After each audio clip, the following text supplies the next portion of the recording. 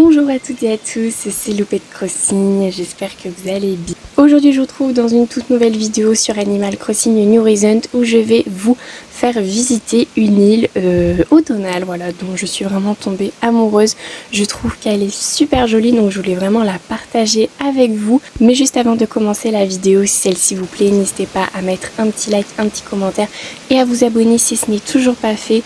Voilà, j'ai fait une petite semaine de pause, du coup la semaine dernière, mais voilà, j'arrivais pas... En fait, j'avais pas mal de trucs à faire, donc je me suis dit tant pis, il n'y aura pas de vidéo pour cette semaine, mais voilà, je reprends.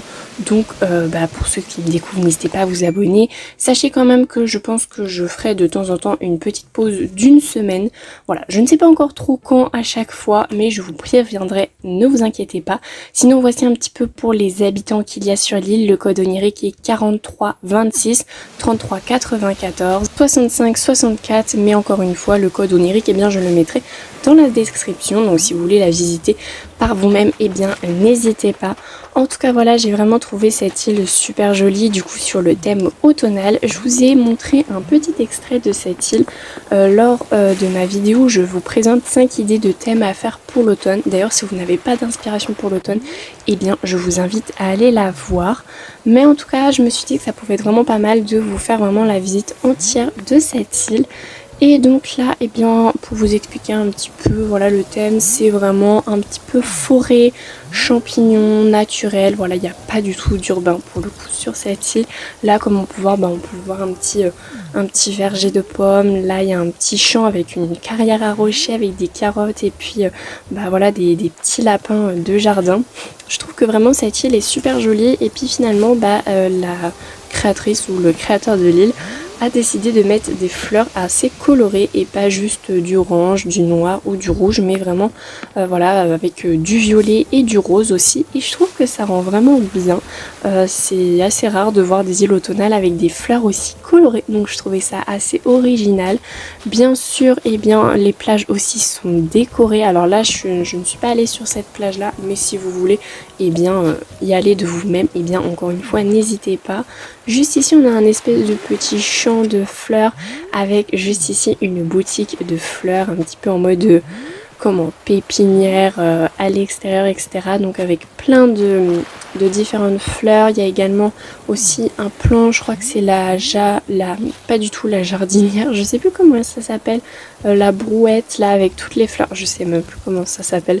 Bref, en tout cas voilà. Juste ici on a un champ de jacinthe mauve pour imiter, je pense, un petit peu le lilas peut-être, le lilas. Ouais, le lilas, et puis même les jacinthes directement, puis pourquoi pas aussi les vignes. J'ai souvent vu ça, imiter les vignes avec les jacinthes mauves. Juste ici, du coup, on a la petite plage qui est décorée assez simplement, mais je trouve qu'elle est vraiment assez jolie avec les hamacs de la villa de loup, donc du DLC. Donc pour les obtenir, il faut bien évidemment avoir le DLC. Donc voilà, je repasse par le champ de jacinthe mauve. Juste ici, on a une vue qui est vraiment super jolie, je trouve, avec les deux ponts comme ça, un petit peu l'un en face de l'autre. Je trouvais ça super joli, et regardez-moi ça, la vue juste ici, comment elle est magnifique.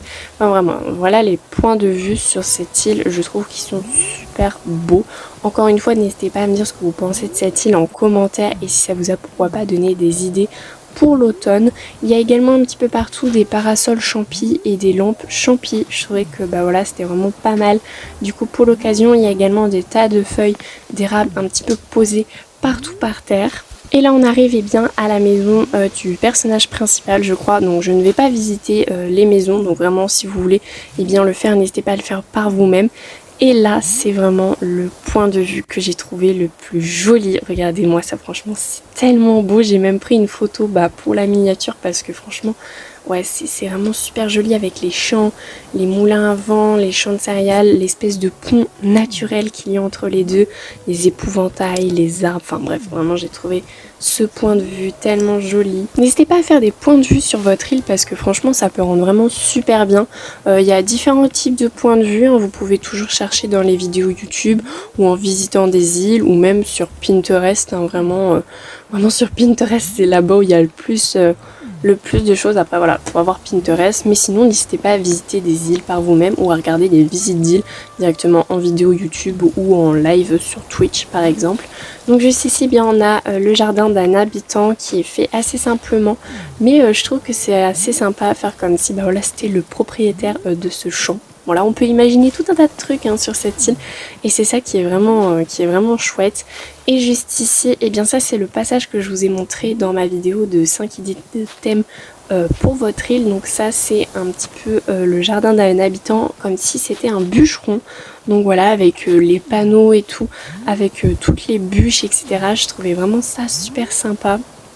Voilà, là c'est un petit peu plus en mode forêt, vraiment naturel, comme s'il y avait très peu de passages à cet endroit sur l'île.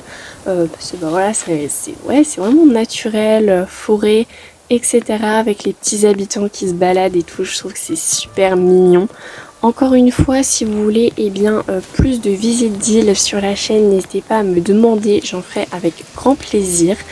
Et sinon, juste ici, on arrive dans un endroit que j'ai trouvé très original, c'est de mettre des cocotiers partout, mais sur une île automnale. En général, on a plus l'habitude de voir des cocotiers sur des îles tropicales, estivales, enfin voilà, d'été. Et là, vraiment, c'était sur une île automnale, donc j'ai trouvé le concept assez sympa et voilà, très original. Et toujours avec voilà, les petits stands un petit peu en mode tiki bar, mais automnal du coup. Et je trouvais que ça rendait vraiment super bien. N'hésitez pas à me dire en commentaire ce que vous en pensez. Mais je trouvais ça vraiment original de faire ça sur une île d'automne et pas sur une île estivale comme on a l'habitude de voir un petit peu. Bon là je suis retournée au niveau de la boutique Nook parce que je m'étais un petit peu éparpillée. J'étais revenue en fait au même endroit. Mais juste ici on passe bien derrière la mairie. On retrouve notre petit choco qui va super bien dans ce thème je trouve. Et si on monte bien par là on arrive à la maison d'une habitante. Alors je ne sais pas du tout qui c'est, je ne sais pas si le créateur ou la créatrice encore une fois de l'île a personnalisé les maisons. N'hésitez pas voilà, si vous visitez l'île à découvrir ça par vous-même. Juste ici on a le coin du camping avec le musée en tente. Donc voilà, je trouve ça assez original en fait. Bah voilà, faut tout simplement ne pas faire les quêtes de petits bouts au début du jeu pour l'agrandir. Et du coup il restera une tente en fait, et je trouvais ça assez original parce que du coup ça permet d'agrandir le coin camping. Et également une autre astuce qui peut être pas mal, c'est de créer d'autres personnages et de laisser leur maison en mode tente, comme ça voilà, ça agrandit vraiment le coin camping et ça permet de ne pas avoir juste le camping avec la tente qu'il y a pas souvent finalement. Enfin, il y a une tente que quand un habitant vient au camping, donc voilà, c'est pas tout le temps non plus, donc en vrai je trouve ça assez sympa de faire ça. N'hésitez pas à faire cette petite technique pour votre île. Et sur ce, voilà, la vidéo est terminée. J'espère que celle-ci vous a plu. Si c'est le cas, n'hésitez pas à mettre un petit like, un petit commentaire et à vous abonner si ce n'est toujours pas fait.